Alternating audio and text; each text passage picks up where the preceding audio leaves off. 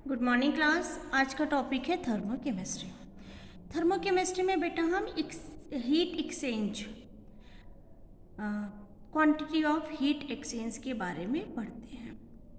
The branch of physical chemistry deals with the quantity of heat change during the chemical reaction is known as thermochemistry. मान लो कोई reaction हो रही है जिसमें रिएक्टेंट हमारा प्रोडक्ट में कन्वर्ट हो रहा है, तो रिएक्टेंट हमारा प्रोडक्ट में कन्वर्ट हो रहा है, उसके लिए दो कंडीशन होती है, या तो ये कांस्टेंट प्रेशर पे हो या फिर कांस्टेंट वॉल्यूम पे हो। ठीक है, अगर हमारा रिएक्टेंट प्रोडक्ट में कन्वर्ट हो रहा है तो हो सकता है कुछ हीट एब्जॉर्ब कर रहा हो या फिर हो सकता है वो कुछ हीट रिलीज कर रहा हो। दो ही कंडीशन हो सकती है। अगर किसी भी केमिकल रिएक्शन में हीट क्या हो रही है, रिलीज हो रही है, बाहर निकल रही है, तो उसको हम बोलेंगे एक्सोथर्मिक रिएक्शन। और अगर किसी केमिकल रिएक्शन में हीट एब्जॉर्ब हो रही है, हीट मतलब सिस्टम के अंदर ले जा रही है, तो उसको हम बोलेंगे एंडोथर्मिक। तो इस बिहाफ पे जो थर्मोकेमिस्ट्री है वो दो पार्ट, थर्मोकेमिस्ट्री के अंदर हम दो चीज़ों की स्टडी करते हैं, एंडोथर्मिक रिएक्शन और एक्सोथर्मिक रिएक्शन। अगर हीट रिलीज और एब्जॉर्ब एट कांस्टेंट प्रेशर, अगर किसी भी रिएक्शन में हीट रिलीज हो रही है या हीट एब्जॉर्ब हो रही है, कहाँ पे, कांस्टेंट प्रेशर पे, तो उसको हम इंथैल्पी के टर्म में देखते हैं, जिसको हम H से डिनोट करते हैं। ओके, अगर किसी सिस्टम में किसी रिएक्शन में हीट रिलीज या एब्जॉर्ब हो रही है एट कांस्टेंट वॉल्यूम, तो उसमें जो हीट चेंज होता है उसको हम किसके टर्म में देखते हैं, इंटरनल एनर्जी के टर्म में देखते हैं। ठीक, मान लो कोई रिएक्शन हो रही है, A प्लस बी आपस में रिएक्ट करके C प्लस डी बना रहे हैं, किस पे, एट कांस्टेंट प्रेशर, तो हम वहाँ पे क्या लिखेंगे, HA, मतलब enthalpy change in A, enthalpy change in B, फिर enthalpy change in C and enthalpy change in D। तो टोटल इंथैल्पी ऑफ रिएक्टेंट हमारा क्या हो जाएगा, H, क्योंकि हम इंथैल्पी के टर्म में देख रहे हैं एट कांस्टेंट प्रेशर पे, तो H के नीचे लिखेंगे R। ठीक है, इसको हम क्या बोलेंगे, इंथैल्पी ऑफ रिएक्टेंट। क्या क्या है हमारा, N1A प्लस N2B। ठीक है, अब टोटल इंथैल्पी ऑफ प्रोडक्ट, इसको हम कैसे लिखेंगे, इंथैल्पी ऑफ प्रोडक्ट H, फिर नीचे P, तो इसको हम कैसे लिखेंगे, M1C प्लस M2D। ये हमारा टोटल इंथैल्पी ऑफ रिएक्टेंट हो गया और ये हमारा टोटल इंथैल्पी ऑफ प्रोडक्ट हो गया। अब यहाँ से हम इंथैल्पी चेंज दे सकते हैं, तो इंथैल्पी चेंज क्या हो जाएगा, delta H is equal to क्या हो जाएगा, enthalpy of product minus enthalpy of reactant. क्या बोला मैंने, enthalpy of product minus enthalpy of reactant. किसी भी रिएक्शन में जब रिएक्टेंट से प्रोडक्ट बनता है तो प्रोडक्ट की जो इंथैल्पी है उसमें से अगर हम रिएक्टेंट की इंथैल्पी को माइनस करेंगे तो जो एनर्जी चेंज आता है वो हमारा क्या हो जाएगा, इंथैल्पी चेंज। अब इसमें तीन केसेस हो सकते हैं। केस 1, अगर product is enthalpy of product is greater than enthalpy of reactant, तो हमारा जो इंथैल्पी चेंज होगा वो किस में आएगा, पॉजिटिव में। पॉजिटिव का मतलब क्या हुआ, हीट क्या हो रही है, एब्जॉर्ब की जा रही है, तो इसको बोलेंगे हम एंडोथर्मिक रिएक्शन। अगर इंथैल्पी ऑफ प्रोडक्ट कम है किससे, इंथैल्पी ऑफ रिएक्टेंट से, तो जो इंथैल्पी चेंज होगा वो नेगेटिव में होगा, और नेगेटिव में होगा तो कुछ ना कुछ हीट क्या होगी, वो रिलीज होगी। ओके, जब हीट रिलीज होगी तो इसको हम बोलेंगे एक्सोथर्मिक रिएक्शन। लेकिन थर्ड केस क्या है, अगर इंथैल्पी ऑफ प्रोडक्ट और इंथैल्पी ऑफ रिएक्टेंट सेम है तो इंथैल्पी में कोई चेंज नहीं होगा और ये थर्मो न्यूट्रल रिएक्शन कहलाएगा। अब आइए बात करते हैं thermal chemical equation. Thermal chemical equation क्या होता है, तो जब रिएक्शन होती है और रिएक्शन में हीट में चेंजेस आते हैं तो उसी को हम बोलते हैं थर्मोकेमिकल इक्वेशन। ठीक है, जब कोई रिएक्शन होती है और उस रिएक्शन के ड्यूरेशन में हीट या तो रिलीज हो रही है या एब्जॉर्ब हो रही है, तो उस रिएक्शन को हम थर्मोकेमिकल रिएक्शन बोलते हैं और उससे बने इक्वेशन को हम बोलते हैं थर्मोकेमिकल इक्वेशन। मान लो A प्लस बी हमारा रिएक्टेंट है, ये बना रहा है C प्लस डी प्रोडक्ट। तो यहाँ पे जो इंथैल्पी चेंज है वो आपका पॉजिटिव में भी हो सकता है और नेगेटिव में भी हो सकता है। पॉजिटिव में कब होगा?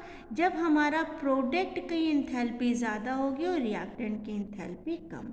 नेगेटिव कब होगा? जब हमारे रिएक्टेंट की इंथैल्पी ज़्यादा होगी और प्रोडक्ट की इंथैल्पी कम। जैसे एग्जाम्पल देखते हैं, हमने लिया है HCl हाइड्रोक्लोराइड और अमोनिया लिया है, दोनों ही एक्वस मीडियम में है। यहाँ से जो प्रोडक्ट बन के आ रहा है वो NH4Cl है। सॉरी। अब यहाँ पे जो इंथैल्पी है, इंथैल्पी जो कैलकुलेट की गई वो कितनी निकल के आई? -552.4 किलो जूल। ओके बेटा, अब यहाँ पे जो इंथैल्पी आई है वो क्या है? नेगेटिव में है। नेगेटिव का मतलब रिएक्शन हीट क्या हो रही है? नेगेटिव का मतलब क्या हो गया? सॉरी।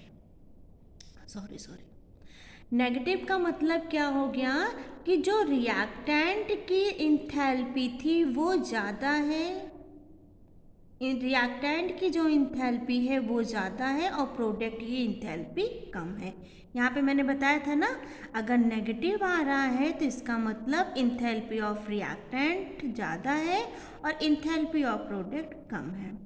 तो अगर इंथैल्पी ऑफ प्रोडक्ट कम है तो यहाँ से जो हीट रिलीज हो रही है वो कहाँ जाके ऐड हो जाएगी? वो जाके आपके प्रोडक्ट में ऐड हो जाएगी और इसको हम लिखेंगे 52.4 किलो जूल। ठीक, एक और एग्जांपल देखते हैं। मान लो A प्लस बी कोई रिएक्शन है और ये रिएक्टेंट है, ये प्रोडक्ट दे रहा है C प्लस डी। अब इसकी जो इंथैल्पी है वो कितनी आ रही? जो कितनी इंथैल्पी कैलकुलेट की गई वो है 32.5 किलो जूल। अब देखो ये पॉजिटिव में है। पॉजिटिव का मतलब क्या होता है? जो आपकी इंथैल्पी ऑफ प्रोडक्ट है वो ग्रेटर है enthalpy of reactant.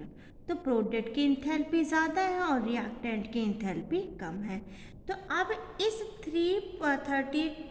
32.5 kilo joule जो हमारी इंथैल्पी निकल के आई है वो हम किस में से माइनस कर देंगे? क्योंकि हमारी यहाँ पे क्या है? रिएक्टेंट की इंथैल्पी ज़्यादा है और प्रोडक्ट की इंथैल्पी कम है, तो इसको हम प्रोडक्ट में से क्या कर देंगे? माइनस कर देंगे। तो ये हो जाएगा -32.5 किलो जूल। अब बात करते हैं heat of reaction at constant volume and pressure. तो at constant volume D V क्या हो जाएगा? 0। जब डी वी हमारा 0 है तो डब्ल्यू की वैल्यू भी 0 होगी और जब डब्ल्यू की वैल्यू 0 है तो क्यू वी हमारा क्या हो जाएगा? किसके इक्वल हो जाएगा? डी ई के इक्वल हो जाएगा। एट कांस्टेंट प्रेशर पे अगर हम देखें तो Q P is equal to क्या हो जाएगा? D E plus P D V. अब इसको हम ऐसे भी लिख सकते हैं, डी हमने कॉमन ले लिया, हमने लिख दिया ई प्लस पी वी। ये किसका फॉर्मूला? इंथैल्पी का फॉर्मूला है। तो यहाँ पे हम क्या लिख सकते हैं? H D H. तो Q P is equal to क्या हो जाएगा? D H. तो यहाँ से निकल के आया एट कांस्टेंट वॉल्यूम पे हम किसके रेफरेंस में स्टडी करते हैं? इंटरनल एनर्जी के रेफरेंस में हीट को स्टडी करते हैं। एंड एट कांस्टेंट प्रेशर पे हम हीट चेंज की जो स्टडी करते हैं वो किसके रेफरेंस में करते हैं? इंथैल्पी के रेफरेंस में। नेक्स्ट टॉपिक है आपका relation between QP and QV. Heat change at constant pressure, heat change at constant volume. तो हमें पता है जो वॉल्यूम होता है अगर वहाँ पे एक्सपेंशन हो रहा है तो वो V1 से V2 में जाता है। ठीक है, तो हम इसको क्या लिख सकते हैं? Del V। तो QP is equal to del E plus P D V. ये तो फॉर्मूले से ही था आपके। ओके। यहाँ पे क्या हो रहा है बेटा, कांस्टेंट था dV, तो ये हमने QV क्या निकाला था, E निकाला था dE। अब हम क्या कर सकते हैं, QP माइनस QV, ये QP है और ये QV है, QP minus QV is equal to, देखो QV क्या हो रहा है हमारा,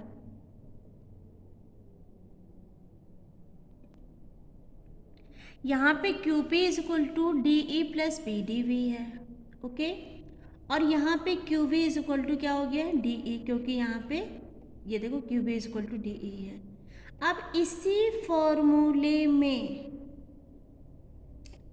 हम क्या करेंगे, हम लिखेंगे QP minus QV is equal to PDV, क्योंकि हमने क्या किया बेटा, हम इसको इधर लिए गए और इन दोनों को एक साथ रख लिए हैं, और DE की वैल्यू क्या है, QV, और यहाँ पे QP ऑलरेडी है, तो QP DE की जगह हमने क्या रख दिया, QV रख दिया इज इक्वल टू PDV, ठीक।